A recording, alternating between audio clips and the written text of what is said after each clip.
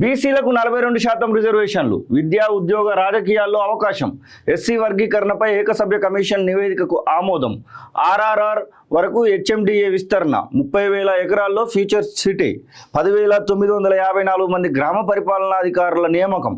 మొత్తం మీద నిన్న జరిగినటువంటి కేబినెట్ మీటింగ్లో కీలకమైనటువంటి నిర్ణయాలు అయితే తీసుకున్నారు. నూతన పర్యాటక పాలసీకి పచ్చ జెండా, యాదగిరిగుట్టకు తిరుమల తిరుపతి దేవస్థానం తరహాలో ప్రత్యేక బోర్డు, రాష్ట్ర మంత్రివర్గం కీలక నిర్ణయాలంటూ వార్త చూస్తూ ఉన్నాం. అన్ని పేపర్లలో కూడా మంత్రివర్గానికి సంబంధించినటువంటి వార్తనే హైలైట్ అయింది.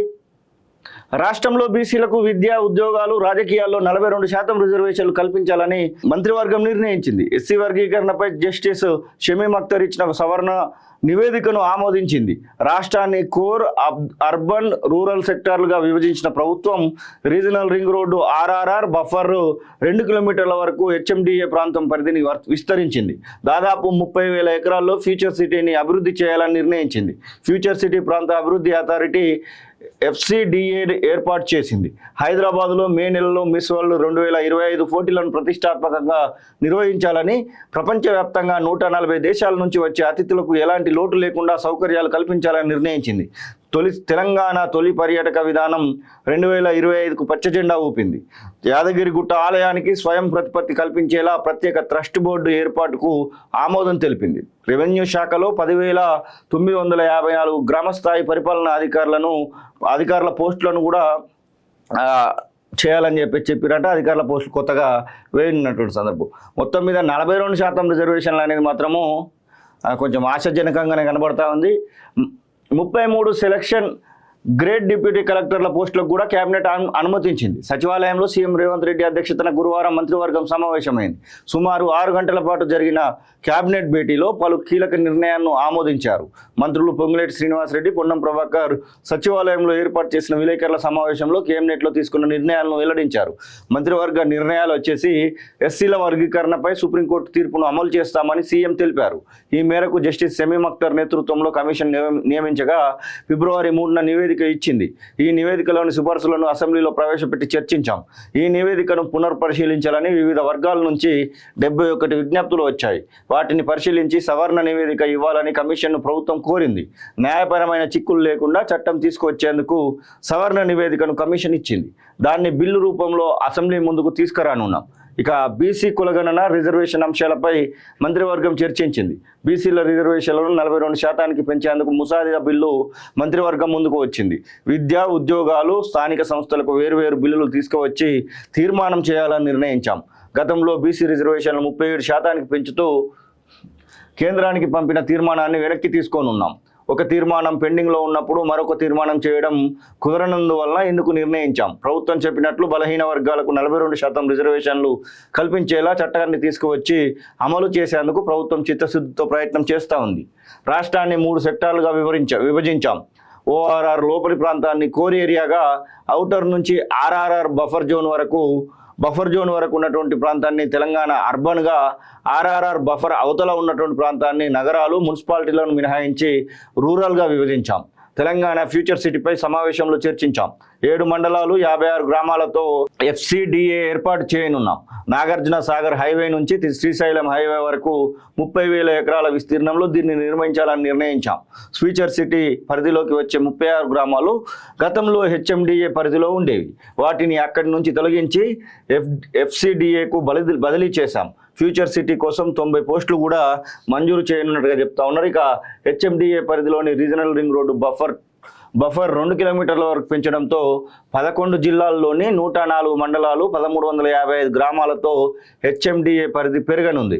ఈ విస్తీర్ణంలో 332 రెవెన్యూ గ్రామాలు రానున్నాయి. 1 కోటి మంది మహిళల్ని కోటీశ్వరులను చేసేందుకు ఇందిరా మహిళా శక్తి మిషన్ 2025 విధానం ఆమోదించాం. స్వయం సహాయక సంఘాలు గ్రామీణ పేదరిక నిర్మూలన కింద, పట్టణ ప్రాంతాల్లోని సంఘాలు పట్టణ నిర్మూలన సంస్థ కింద కొనసాగేవి. ఇకపై అన్ని మహిళా సంఘాలు ఒకే గొడుగు కిందకు రానున్నాయి. ఇక ఇదిలా ఉంటే ఇందిరా మహిళా సంఘాల పదవీ విరమణ వయసు 60 నుంచి 65 ఏళ్లకు పెంచాం. కొత్తగా సభ్యులుగా చేరే వారికి వయసు 18 నుంచి 15 ఏళ్లకు తగ్గించాం. ఇక నుంచి 15 ఏళ్ల నుంచి 65 ఏళ్ల వరకు సంఘాల్లో సభ్యులుగా కొనసాగవచ్చు. ఇక తిరుమల తిరుపతి దేవస్థానం బోర్డు తరహాలో యాదగిరిగుట్ట ఆలయానికి ప్రత్యేక బోర్డు ఏర్పాటు చేయాలని నిర్ణయం తీసుకున్నాం. గత 10 ఏళ్లలో పర్యాటకం నిర్లక్ష్యానికి గురైంది. రాష్ట్రంలో ఇందుకు అనేక అనువైన ప్రాంతాలున్నా అభివృద్ధి చేయలేదు. ప్రభుత్వానికి ప్రత్యేక పాలసీ ఉండాలని తెలంగాణ పర్యాటక విధానం 2025 నుంచి 2030ను ఆమోదించాం. దీని కింద రాష్ట్రంలోని 27 ప్రత్యేక కేంద్రాలను అభివృద్ధి చేస్తాం.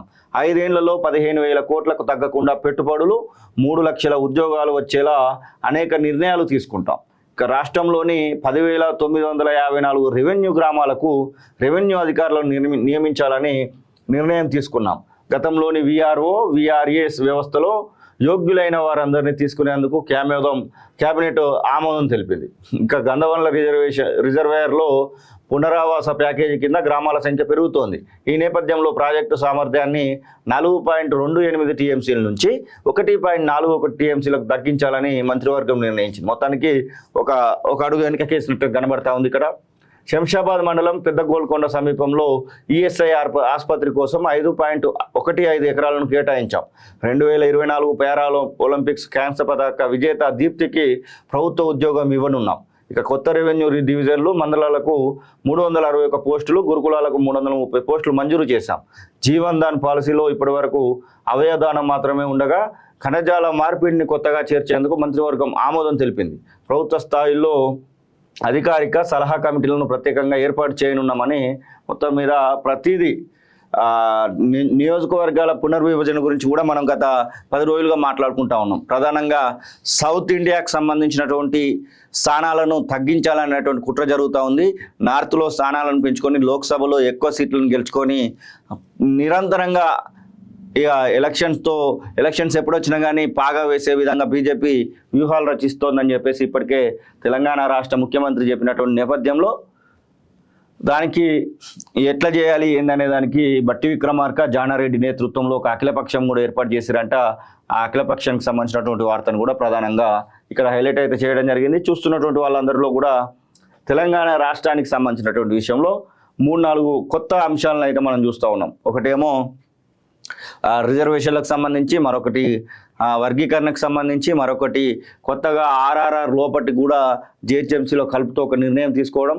ఇవన్నీ కూడా మరి అభివృద్ధికి ఉపయోగపడే విధంగా కనబడతా ఉన్నాయి. అన్నిటికీ మించి పర్యాటకానికి సంబంధించింది అయితే చాలా గొప్ప అంశంగా చెప్పుకోవచ్చు. బీసీలకు 42% రిజర్వేషన్లు, విద్యా, ఉద్యోగ, రాజకీయాల్లో అవకాశం, ఎస్సీ వర్గీకరణపై ఏకసభ్య కమిషన్ నివేదికకు ఆమోదం, ఆర్ఆర్ఆర్ వరకు హెచ్ఎండిఏ విస్తరణ, 30,000 ఎకరాల్లో ఫ్యూచర్ సిటీ, 10,954 మంది గ్రామ పరిపాలనాధికారుల నియామకం. మొత్తం మీద నిన్న జరిగినటువంటి కేబినెట్ మీటింగ్లో కీలకమైనటువంటి నిర్ణయాలు అయితే తీసుకున్నారు.